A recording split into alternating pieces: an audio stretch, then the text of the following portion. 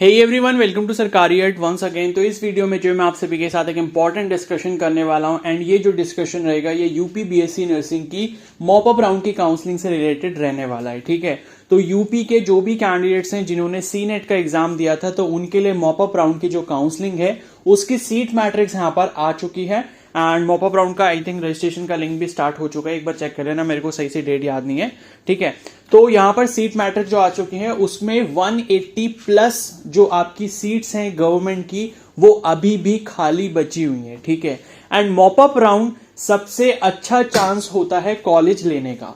तो आप सभी कैंडिडेट से रिक्वेस्ट करूंगा जो भी इस वीडियो को देख रहे हैं प्लीज पूरा एक एंड तक देखना इसको, सो दैट कि पूरी इंफॉर्मेशन आपको मिल पाए एंड मैं आपको सभी चीजों के लिए गाइड करूंगा इस वीडियो में कि आपको काउंसलिंग में कैसे पार्टिसिपेट करना है एंड कैसे चॉइस फिलिंग करनी है, सो दैट कि अभी तक जिस भी कैंडिडेट को कॉलेज नहीं मिल पाया है कुछ मार्क्स की वजह से तो इस वाले राउंड में जो है आपको कॉलेज मिल सकता है। ठीक है, लेकिन आपको पूरी बात ध्यान से सुननी है एंड तक। ओके, तो मैंने टोटल जो गवर्नमेंट की सीट्स यहां पर काउंट करी हैं, टोटल जो सीट्स अभी बची हैं वो बची हैं 187 यानी कि 187। तो अभी सोचो इतनी सीट्स बची हुई हैं तो इसमें बहुत सारे कैंडिडेट्स का अभी भी एडमिशन हो सकता है जिसका अभी तक नहीं हो पाया, जिस कैंडिडेट ने फर्स्ट और सेकंड राउंड में दोनों में ही पार्टिसिपेट करा है। ठीक है, अगर उनको सीट नहीं मिली है तो यहां पर बहुत अच्छे चांसेस हैं। और बाकी ऐसे कैंडिडेट जिन्होंने अभी तक पार्टिसिपेट नहीं करा बट उनके मार्क्स जो हैं कहीं ना कहीं 115 120 के आसपास भी हैं तो वो भी इस राउंड में जरूर ट्राई करें। तो यहां पर जब आप देखोगे जैसे college of nursing GIMS greater Noida में 8 सीटें अवेलेबल हैं। ठीक है, और बदायूं वाले कॉलेज में 12 सीट्स अवेलेबल हैं। जहां जहां ज्यादा है वहां पर आपको बता रहा हूं। एसएन मेडिकल कॉलेज में देख सकते हो 16 सीटें अवेलेबल हैं और एलएलआरएम मेडिकल कॉलेज में 19 सीट्स अवेलेबल हैं। ठीक है, तो यहां पर जब आप देखोगे तो ये जो टोटल सीट्स दिख रही है इसके आगे कैटेगरी वाइज सीट डिस्ट्रीब्यूशन भी लिखा हुआ है, जैसे कि जनरल यूआर, जनरल पीएच। तो जनरल पीएच का मतलब है जो फिजिकली हैंडीकैप कैंडिडेट हैं उनको ये सीट दी जाएगी। ठीक है, ओबीसी पीएच है और एससी यूआर है। ठीक है, तो इस तरीके से यहां पर कंप्लीट सीट डिस्ट्रीब्यूशन दिया हुआ है। ठीक है, अब यहां पर मैं आपको कुछ टिप्स दे रहा हूं जिसको आपको फॉलो करना चाहिए इस राउंड में, सो दैट कि आपके मैक्सिमम चांस हो पाए काउंसलिंग में सीट लेने के। तो पहली चीज अगर आप यहां पर देखोगे तो ऊपर लिखा हुआ है BSc nursing seat matrix mop up round pre resignation. ठीक है, तो ये प्री रिजाइनेशन का क्या मतलब है? तो आप सभी कैंडिडेट्स को पता होगा कि यहां पर जो है एक ऑप्शन उन कैंडिडेट्स के लिए दिया गया है जिनको फर्स्ट या सेकेंड राउंड में जो है सीट अलॉट हो चुकी है और अगर उन्होंने वहां पर एडमिशन ले लिया है कॉलेज में सीट के ऊपर, तो क्या है कि अगर वो कैंडिडेट मॉप अप राउंड में पार्टिसिपेट करना चाहता है तो वो अपनी सीट को जो है कल तक यानी कि 27 जुलाई तक रिजाइन कर सकता है। ठीक है, और वो रिजाइन करने के बाद हो सकता है कि कुछ सीट और इसमें शामिल हो सकती हैं।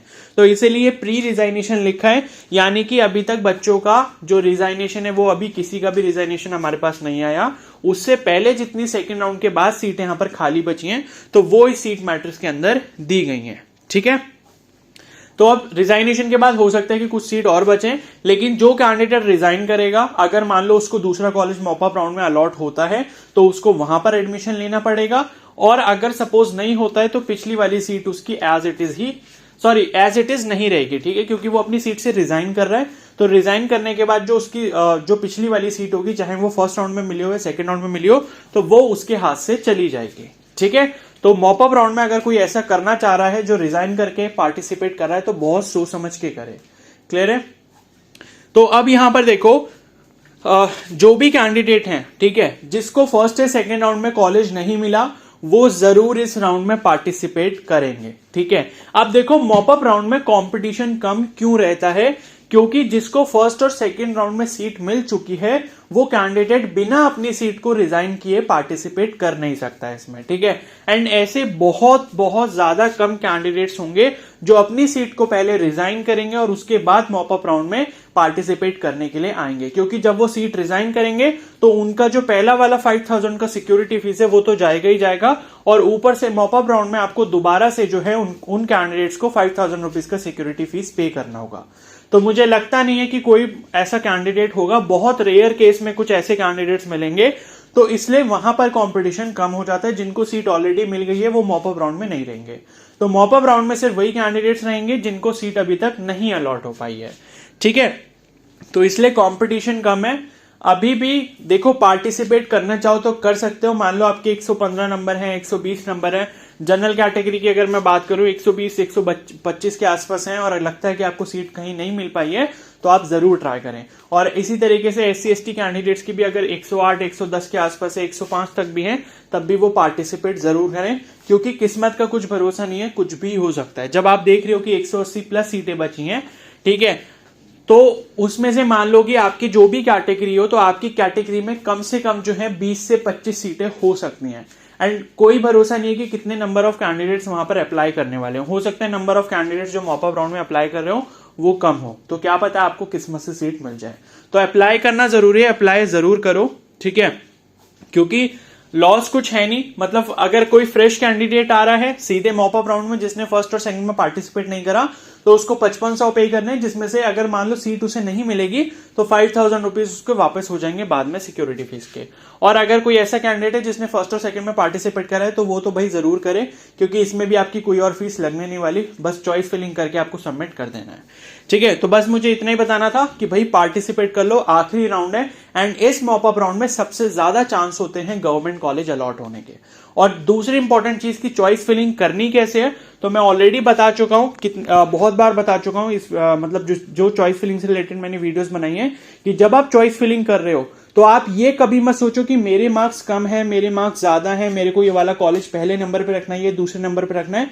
जब भी आप चॉइस फिलिंग कर रहे हो, आपका कॉलेज का जो क्राइटेरिया है या जो प्रेफरेंस है वो इस तरीके से होना चाहिए कि बेस्ट कॉलेज ऊपर आएंगे, उसके बाद जो एवरेज कॉलेज है वो बीच में आएंगे, और जो थोड़े लोअर कैटेगरी के कॉलेज हैं वो सबसे नीचे आएंगे, ठीक है। और फिल कौन से करने, सारे के सारे गवर्नमेंट आपको फिल करने होंगे। अब किसी का मन अगर है ऐसा, उसे लगता है कि भाई मेरे को सपोज अगर गवर्नमेंट इस साल नहीं मिला, कम से कम प्राइवेट तो मिल जाए ताकि मेरा साल खराब ना हो, तो ऊपर सारे के सारे जितने भी गवर्नमेंट हैं वो सिलेक्ट कर लेना, और उसके नीचे जो प्राइवेट में आपको कॉलेज, जो प्राइवेट कॉलेज में आपको एडमिशन लेने का मन होता है वो प्राइवेट कॉलेज सिलेक्ट कर लेना, ताकि साल भी खराब ना हो। लेकिन उसी केस में जब आपको प्राइवेट लेना हो, आप अफोर्ड कर सकते हो, और नहीं कर सकते तो बस गवर्नमेंट सेलेक्ट करो। मिलता है तो ठीक है, अच्छी बात है, नहीं मिलता है तो कोई प्रॉब्लम नहीं है, अगले साल के लिए अच्छे से तैयारी करो, ठीक है। एंड हो सकता है कि इस बार मैं भी शायद कुछ कंट्रीब्यूट कर पाऊं आपकी प्रिपरेशन में, ठीक है। तो जल्दी उसके बारे में भी डिस्कस करेंगे। तो बस अभी काउंसलिंग में जो है चॉइस फिलिंग करो जल्दी से, एंड बस एक ट्राई और ले लो, आखिरी ट्राई। हो सकता है अगर आपकी किस्मत में होगा तो आपको सीट मिल जाएगी। तो इस वीडियो को यहीं पर एंड करता हूं। आई होप सारी चीजें क्लियर हो गई हैं। चॉइस फिलिंग के बारे में मैंने बता दिया, और चैनल पर नए तो सब्सक्राइब कर लो और बेल आइकन को प्रेस कर लो, और कोई अपडेट आएगा तो मैं आपको इन्फॉर्म कर दूंगा। Okay, so thank you and have a nice day.